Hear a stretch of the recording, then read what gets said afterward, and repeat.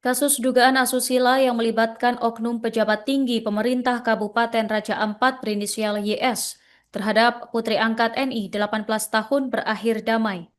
Rabu 21 Januari, keluarga korban mencabut laporan polisi di Polda Papua Barat Daya, disaksikan penasihat hukum kedua belah pihak. Menurutnya, perdamaian tercapai melalui restoratif justice oleh pihak kepolisian yang disepakati kedua pihak. Pemirsa, selengkapnya simak informasi dari jurnalis Tribun Sorong, rekan Safwan Asyari. Silakan laporan Anda. Baik Nurba dan juga Tribuners dimanapun Anda berada, pada siang hari ini dapat saya kabarkan dari Kota Sorong, Papua Barat Daya bahwa setelah proses hukum oknum pejabat berinisial YS yang diduga melakukan tindak pidana asusila terhadap anak angkatnya berinisial NI di Kota Sorong kemarin diproses di Polda Papua Barat Daya. Saat ini keluarga dan juga pihak terlapor yakni oknum berinisial YS telah resmi mencabut laporan di Polda Papua Barat Daya.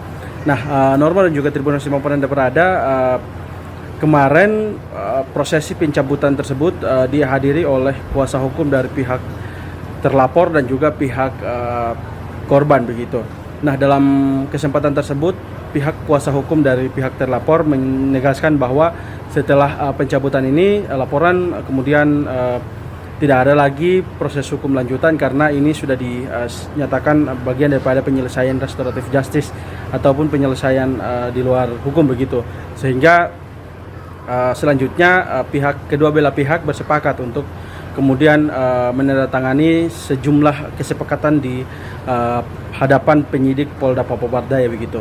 Nah, setelah itu dapat saya kabarkan bahwa kuasa hukum dari pihak korban yakni Yance Dasnarebo menyayangkan adanya kesepakatan yang tidak melibatkan kuasa hukum dari pihak korban begitu. Nah, ia menegaskan bahwa penyelesaian ataupun restoratif justice yang diambil oleh pihak pelaku dan juga pihak korban ini tanpa sepengetahuan kuasa hukum. Sebab mereka ini harusnya mengetahui proses hukum ataupun standar ataupun hal-hal yang kemudian diambil oleh pihak korban karena sejak awal kuasa sudah diserahkan kepada tim hukum dan kemudian diberikan kepercayaan sepenuhnya untuk kemudian mengawal proses hukum di Polda Papua Barat Daya. Kendati demikian, proses tersebut tidak kunjung jelas dan kemudian pihak keluarga secara diam-diam ke Polda dan membuat semacam kesepakatan begitu. Hanya saja pihaknya juga menegaskan bahwa setelah proses restoratif justice diambil, pihaknya akan menempuh jalur hukum di mana akan melaporkan sejumlah penyidik dan juga pimpinan di Polda Papua Barat Daya begitu, karena mereka menilai proses hukum sempat terhambat karena akal-akalan penyidik dan juga akal-akalan oknum pejabat di Polda Papua Barat Daya untuk menghentikan kasus dan kemudian mengalihkan ke restoratif justice begitu. Sekian, Nurma.